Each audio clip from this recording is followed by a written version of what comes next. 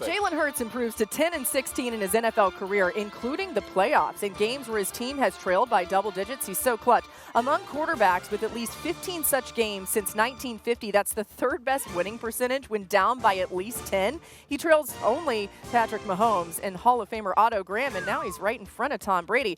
Let's start at the end, Dan. How was Philly able to pull off the blocked kick? Yeah, I think you go to the first field goal attempt for the Rams, and I think the two things you're always looking for is the blocking unit getting pushed, and are those internal people getting their hands up? This is the first field goal attempt of the game.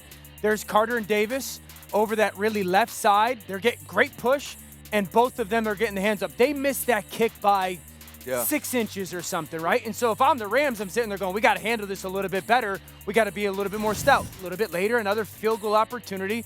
Davis and Carter, hands up. Are they getting pushed? Yup. And they missed this one by 4 inches. So you saw the telltale signs of them believing that they can get it done. Both those D tackles in the push. This is the first block kick. There they are again on the left side. Watch the push, and both of them getting their hands up. Bang, right there. This time they get it. He's behind the long snapper. You get that push and get skinny. There's the first block kick, and then the final one. The Rams actually have a backup guard there. Dotson is now out. They put Carter and Davis right over him. Both of them squashed the left side. It's completely demoralized. They're 2-3 yards in the backfield. There's that big left pop. So it's about the Eagles thinking they've got something. And you got to credit Mark, as you know, those two big guys on field goals, putting their hands up every single time and getting that push as defensive tackle stars. You saw it early. It pays off in the end. With them and their special teams coach. Oh, gosh, yeah. The stars were the story of the game for Philadelphia, and Jordan Davis was one of the stars. And his impact on this game goes beyond the block kick. Multiple game-changing plays. RC's going to break down. About the big fella. I mean, he was the story. I got you. Come on. Have a moment. Mina. All right, sorry. You can't leave him hanging. So Jesus. it was more than the block kick. He had multiple game-changing plays. Ryan's going to talk about the sack, the TFL.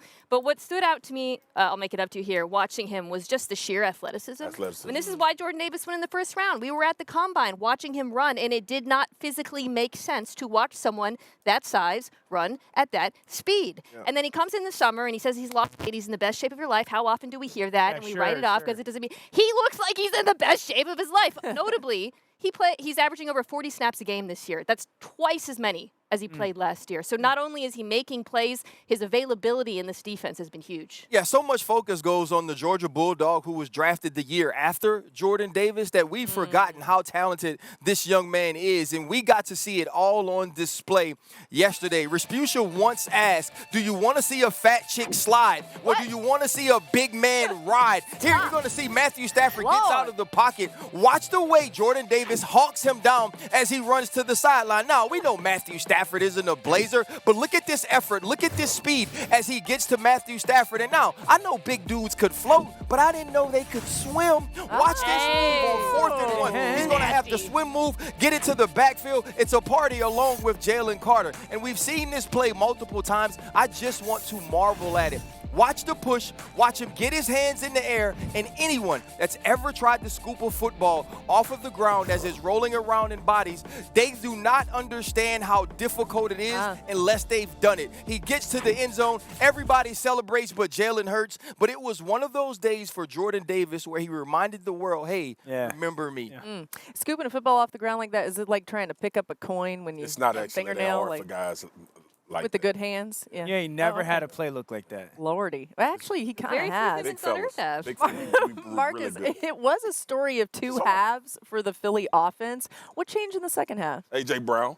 That's it. Like, listen, he throw it to him. Me and RC was talking about it in the car on the way to the stadium. He's always covered, but you can't stop him from catching the football, and you can't tackle him. And I think this is – I actually thought the Rams at some point was going to either shade somebody over there with him because he was obviously taking advantage of these one-on-ones in man situations.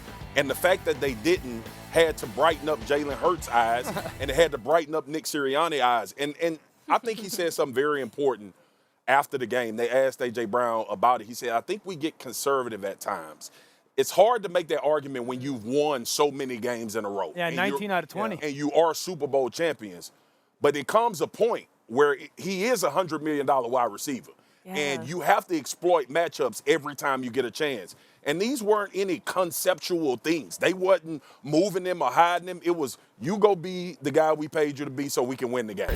Caleb Williams getting ready to go. Caleb Williams has shown some flashes in recent games to start the season, but has yet to really put it together consistently. Can he do it here early first? Williams finds Rome Odunze deep for the touchdown. You could see Trayvon Diggs try to jam Rome Odunze, then slips. Credit Caleb, sees it and rips that touchdown, and then Ben Johnson, aggressive. This is the very first snap after that touchdown to Rome Odunze.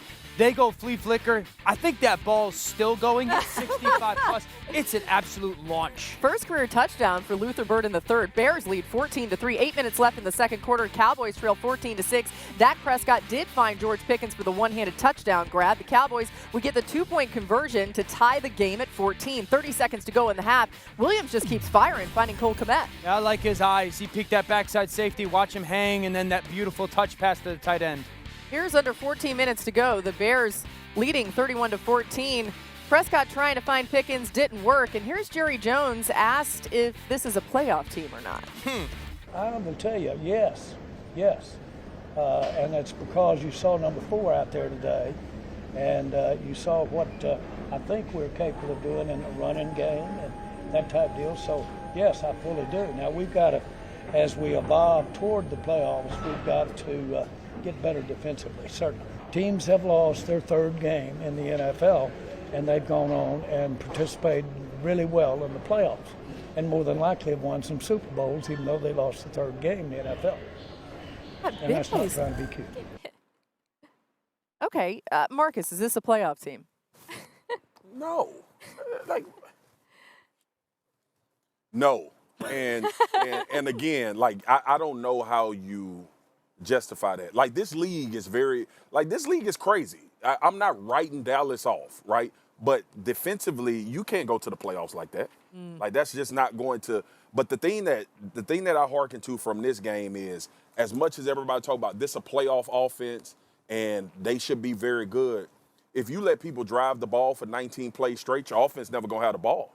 And if you're always playing from behind as an offense, you're gonna be more prone to turning it over, because you're going to have to do things that teams know you're going to do, like pushing the ball down the field. So Dallas is not a playoff team.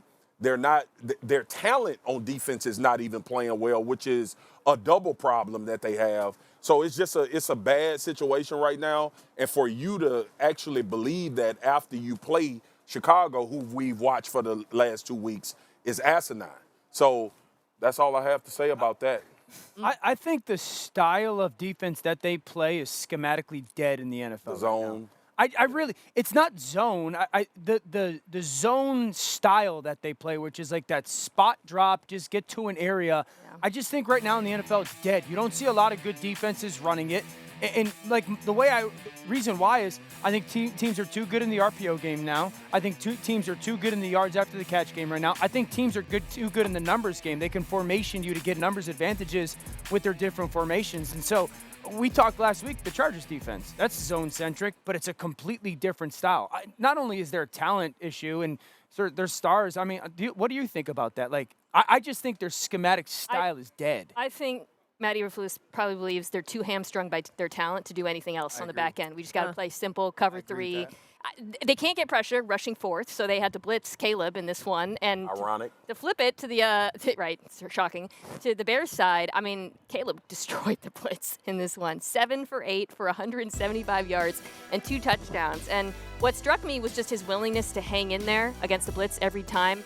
You talked about the go ball to Odunze after the double move. The flea flicker, honestly, the toss back to him hung in there as long as his throw out. Yeah. But he was patient, waiting for it, waiting for the screen to set up, to Swift at one point, the comeback to Odunze. The only time he left the pocket versus the blitz was when Ezeraku read the naked, and he made an incredible throw there. But otherwise, he showed, I thought, not just a comfort in this offense, but a belief in the structure of it. Yeah, I think when you look at Caleb Williams, what you're excited about for this game is how much of this was Caleb Williams and Ben Johnson, and how much of this was the Dallas Cowboys? You just heard Mina talk about how well he played against the blitz. Remember, the blitz in game 1 gave Jalen Hurts and the Philadelphia Eagles some problems. Yeah, it did. And so when I look at Caleb Williams' game and what he did from the standpoint of growth, I'm excited. Yeah. I'm encouraged. And yes, you're going to get some of those throws because you have people wide open down the field. But what about when he does escape the pocket and we don't see the turnovers, you don't see the mistakes, you see him go through his progression or identify who will be open in the fire zone blitzes. I thought it was a great game for Caleb Johnson. What I also felt, for Caleb Williams. That's perfect, Caleb Williams. But what I also felt was the fact that Ben Johnson showed up. That was the first game going for it on fourth down. Trick plays with the flea flicker. It felt like Ben Johnson put his imprint on his team. It felt like he was kind of Cowboys defense. Well, yeah, it did feel Right game. I know. Not a good game. Honestly, you circle them games on the schedule when you first go. If it's a get-right game, get right. The man running back threw a flea flicker 7 feet in the air. That was and Ben they scored a Johnson in his touchdown. bag. Flea flicker hung up there. Like, where was it? Sunday night. Pick it up. 6 minutes left in the first half. The Chiefs able to get a little something going, so they were up 6-0. Patrick Mahomes here. He finds Travis Kelce, who loses 2 yards. RPO, it's a huge part. Now, there was some good RPO last night. You can see Kelce, Andy Reid getting into it.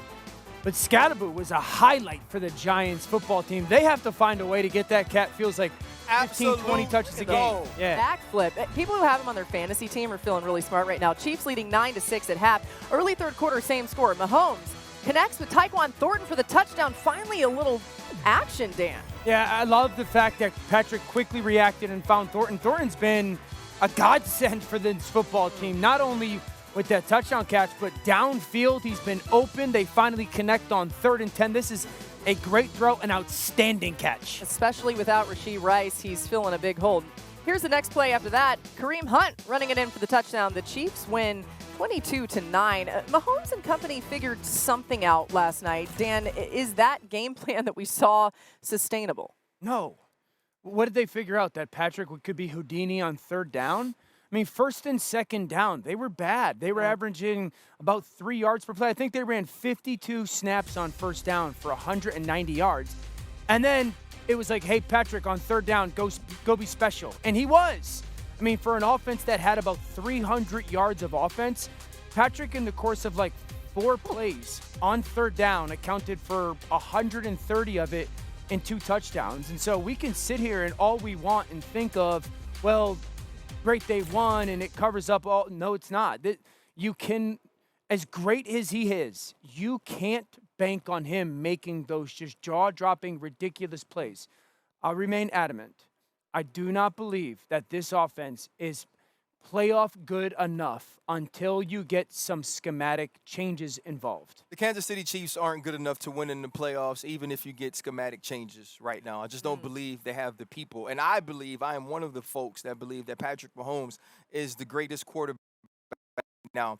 And he to do everything. I'm about to ask him to do more. Tyquan Thornton has been an absolute godsend for this wide receiving core. And let's go back to game 1 against the Chargers, the double move. Patrick Mahomes misses him. We have a post corner against Philadelphia. Patrick Mahomes misses him. Here he underthrows him, the post in the Debo, when they can pull the safety out and cover 4. And now you're going to miss him again on the post corner.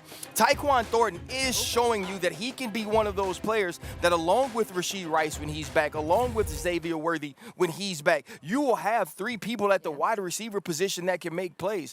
And this team is still not good enough for Patrick Mahomes to miss. And so I know he's making incredible plays. He's going above and beyond. I'm asking him to do the little things. When your feet are set and when you have an opportunity, make the throw. Because if you do, it puts his team in a better spot, and they need him to do everything. This is what happens when all of your stars are very good for a very long time and they age out. Chris Jones not the same. Travis not the same. Patrick is at the right spot. He has to shine. But real quick, it illustrates how perfect he has to be right now. And that's an impossible way to play. Constantly winning on 3rd down. There was one early down sequence that caught my eye. 2 plays that I want to highlight here. They get Brashard Smith, rookie running back on the field. And I want to start here. Watch this sweep. Dan, where is Patrick Mahomes? Underneath the center. He is under center, and they get some blockers out. He runs to the the strong side part of Next play? Next play. Where's Patrick Mahomes? Underneath the center. Love it, Look Mina. how This is everybody the nice follows. counter. They run the sweep in the opposite direction. They flip the formation. They flip the strengths. The entire defense follows Brashard Smith. Why don't they do this more often? I watched these 2 plays, and I'm thinking, wait, misdirection under center? The defense doesn't know where you're going in the run game? I don't know the why. I mean, I don't. They've done it for a long time out of the gun. But I just think they're hurting their football team so much, living in the gun in the short pass game. A reminder that the Chiefs have these Ravens next week, so that's a tough task. Now, Peter, on the other side of things, there were chants for Jackson Dart in the game. We heard the report from Adam Schefter earlier in our show that the Giants have left the door open to make a quarterback change. What should they do? Yeah, if this was definitely going to be Russell Wilson, Brian Daboll would have started his press conference today and said, no, Russ is still our guy. We're playing the Chargers on Sunday, and we're going to keep Jackson in the game plan. Truth of the matter is, when Jackson Dart came in the building last night and came into the game, it was electric. When Russell Wilson was in there, you heard the boo birds. How can the ownership withstand that from pressuring the coach and the general manager to make a change? I'd also add this. For all the talk we made about production meetings and what was shared in production meetings last week, I thought Chris Collinsworth let a very enlightening point out within the broadcast when he said, people within the Giants organization are oohing and eyeing over Jackson Dart and what he does in practice, and how as he was scout team Mahomes, he was making all the throws that Mahomes make. You don't talk that way about your rookie quarterback if there's no plan to actually see him. The schedule's brutal. We know that. There's never going to be a good time. I would not be shocked if he's under center Sunday against the Chargers. Another thing Chris Collinsworth said, which I love what you just said, Peter, was that it's not going to go away. Yeah. He said everybody at every level loves Jackson Dart, and he's right. It won't go away until he plays. Bengals visiting the Vikings. Carson Wentz starting for the injured J.J. McCarthy. Opening drive for the Vikings. Wentz finds tight end Josh Oliver for the touchdown. Vikings go up 7-0. Now on the other side of things, another backup quarterback, Jake Browning, in for Joe Burrow. The Bengals trying to make something happen. They trail 17-3. And here, Browning finds Noah Fant, but Marcus, Isaiah Rodgers had other plans. Yeah, sometimes the ball just finds you. These are the Sundays that defenders dream of. Obviously, he had the pick six, but a recovered fumble for a touchdown, too, is crazy. Yeah, the 2 touchdowns in the game, as you said. Vikings win 48-10. Now, it's a small sample size, but the Vikings offense looked a lot better with here we go. I'm not saying it. I'm just showing you the numbers. I know. Minnesota not only averaged more yards per pass attempt, but 2 more yards per rush with Wentz on the field. Minnesota didn't turn the ball over once Sunday, with the defense forcing 5 takeaways. Uh-oh. All right, it's a small sample size, though. What was your takeaway about I could care less. It should be a quarterback controversy in Minnesota. Go for it. Operationally, they just look better. And if I didn't have the recall of what Kevin O'Connell did with Sam Darnold, this wouldn't be a conversation. But the fact that that remains, and the way that we saw Sam Darnold play like he had never played in this league before, and obviously they want to get J.J. McCarthy more reps. Obviously they want to try to win games. I think it's hard in this league, P, to change if you think something is better, just for the sake of developing a guy. Because just like you just asked for with Jackson Dart, right? That's easy because you ain't winning. But when we've seen Carson Wentz in the starting lineup for this football team, they have looked better offensively, and I mean marketably better. J.J. McCarthy had a phenomenal ending to the Chicago Bears game, a great quarter. But when you take 8 quarters and 7 of them have been bad, and your backup comes in and plays well from start to finish, I think you got to think about the direction of your team. All right, well, let's talk about another backup performance, and we'll get Peter's take on this one. Jaden Daniels is out, so that means Marcus Mariota in for the Commanders as they take on the Las Vegas Raiders. We love 2 Marcuses in our show. Early first, 3rd and goal for the Commanders. Marcus Mariota runs it in for the touchdown. Commanders up 7-0. And then 8 seconds left till the half. Commanders up 17-10, and 1st and 10 for the Commanders. Mariota runs for 3 yards, and watch out, Dan Quinn. Oh, no. Oh, DQ. Coach. Come on, DQ. Get your head up. He said he was okay, but goodness, it looked like a big hit. He's a fan of boxing. He got bloodied up a little bit. That's all right. He tough, though. Oh, no. There he is. Oh, goodness. Commanders win 41-24. Peter, what did you make of the way that Mariota stepped in for Jaden Daniels yesterday? Loved it. Love it. And this is a guy who had 10 days to really prepare once we knew that Jaden wasn't going to be there. We watched the Packers with 10 days to prepare off their Thursday night win. They committed 14 penalties and couldn't do anything. Washington gets him in the game, and they didn't miss a beat. And this is such a luxury to have because now you can take maybe another extra week with Jaden Daniels. And I will add this little wrinkle to this. Who did he do it against? Did it against the Raiders, a team that he used to play for and did not offer him a free agent contract. What coach did he do it against on the other sideline? Chip Kelly, who he won a Heisman Trophy with and was his guy back there. So all this stuff, you think these guys don't have pride? You think that these players don't care about what they're doing and who they're doing it against? He had a few days to prepare. Cliff Kingsbury gave him the perfect game plan, and Marcus Mariota was fantastic yesterday. Couldn't be happier. A longtime veteran in this league, when you get thrown back in the lineup to play that way at home, get the big win, that's huge.